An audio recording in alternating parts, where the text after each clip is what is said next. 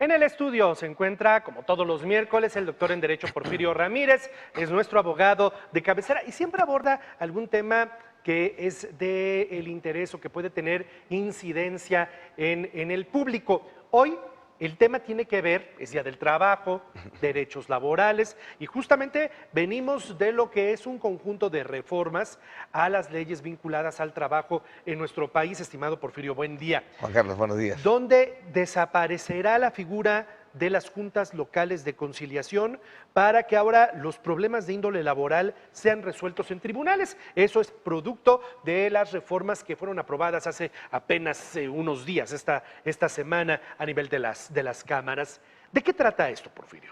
Claro, Juan Carlos, mira, antes que nada hay que especificar a razón de qué se dan estas reformas. Es muy importante que la ciudadanía lo sepa.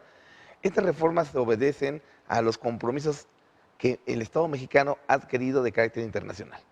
Mira, hay un acuerdo, un convenio que le llaman 98, que está regulado por la Organización Internacional del Trabajo, que es una agencia especializada de la ONU.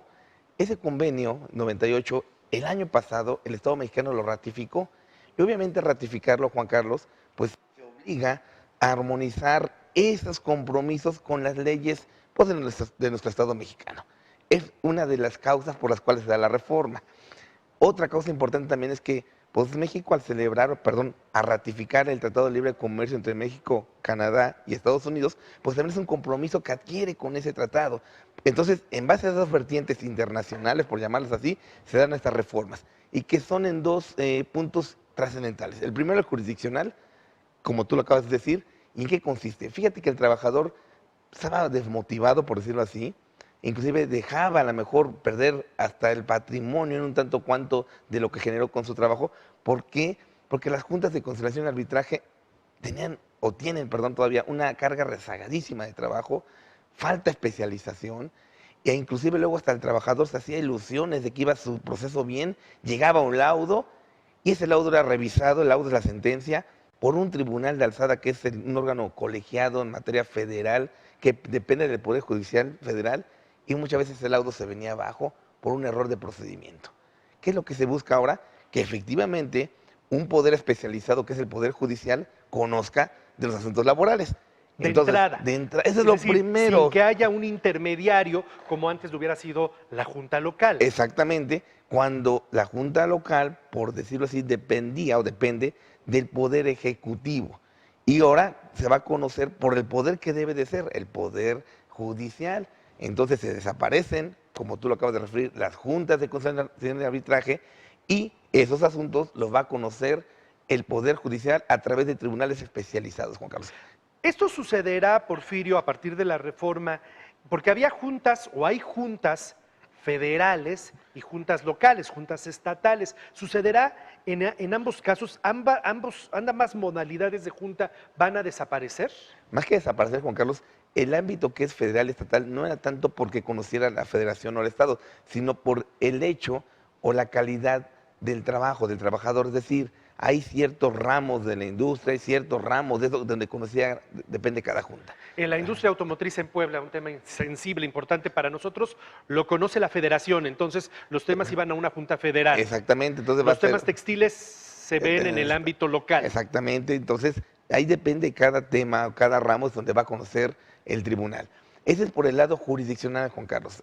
Entonces, ya vamos a establecer que se aparecen las juntas y ahora va a conocer un tribunal especializado. Por el lado sustantivo, por decirlo así, se va a privilegiar mucho, se va a buscar mucho un equilibrio de igualdad entre el patrón y el trabajador. ¿Y en qué en específico, Juan Carlos? En varias vertientes. Uno, el sindicato. El trabajador ya va a tener un derecho personal, secreto y directo para poder escoger a sus líderes o directivos sindicales. Antes y actualmente obedece a intereses, a presiones de los mismos líderes e inclusive de los patrones.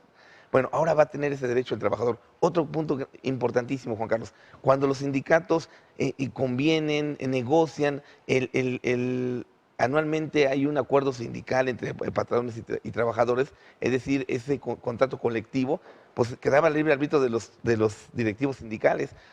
Y ahora van a tener que buscar el voto también de los trabajadores. Es un punto muy, muy importante también. Otro, Juan Carlos, también, pues hay actualmente muchos sindicatos que llaman los patrones sindicatos blancos. Blancos. Esos aquellos sindicatos, ¿a qué se prestan? Pues a buscar que el patrón evada responsabilidades con los trabajadores. Entonces esos sindicatos van a desaparecer. ¿Por qué? Porque ahora van a estar regularizados perfectamente e inclusive ya los líderes sindicales no van a ser vitalicios o perpetuos como actualmente, van a tener una temporalidad en su encargo. También van a tener que rendir cuentas constantemente, cuentas con los trabajadores. Otra también cuestión que va a ser pues, penalizada o sancionada son las llamadas outsourcing. Pues esos patrones ficticios que lo que buscan es efectivamente simulaciones para efecto de ¿qué? De que también se van a responsabilidades de índole laborales, inclusive van a ser sancionados con multas de 250 a 5,000 UMAS. Acá otro punto también importante, Juan Carlos, que el auditorio debe saber, es que también las trabajadoras del hogar, es decir, las empleadas, que muchas veces todos disponemos de ellas, pues se va a tener la obligación de que sean afiliadas al Instituto Mexicano del Seguro Social. Otro punto importante, son muchos puntos, pero de la manera sustantiva también lo es, Juan Carlos, que actualmente pues se da mucho que al trabajador se le paga un salario, un sueldo mensual, y es otro muy diverso al con el que se le registra, se le da de alta en el Instituto Mexicano del Seguro Social. También va a estar muy regularizado esto a efecto de que con el sueldo que percibe mensualmente, ese sueldo sea con el cual sea registrado, reportado en el IMSS, Juan Carlos.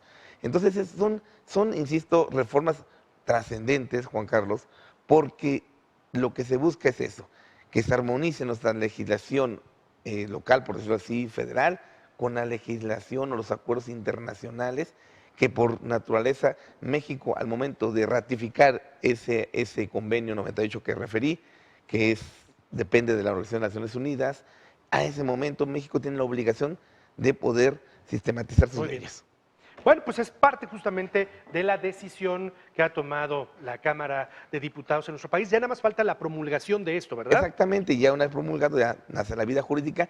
Y acá también otro punto importante es ver cómo el Poder Judicial se va a adaptar. Sí, tiene que crear tribunales propios para la materia laboral. Exactamente. Entonces, no va a ser de la noche a la mañana. No va a ser de la noche a la mañana y va a implicar también una cuestión de índole económico, Juan Carlos, porque sí, claro, créeme que es un proceso importante que va a llevar un tiempo, pero va a ser definitivamente muy, muy proactivo para la justicia laboral. Le agradezco mucho. Como todos los miércoles, está con nosotros el doctor en Derecho Porfirio Ramírez, que nos ayuda a entender temas como estos que van ocurriendo en la vida nacional. Porfirio, muchas gracias. Gracias, Juan Carlos. Gusto saludarte. Igualmente.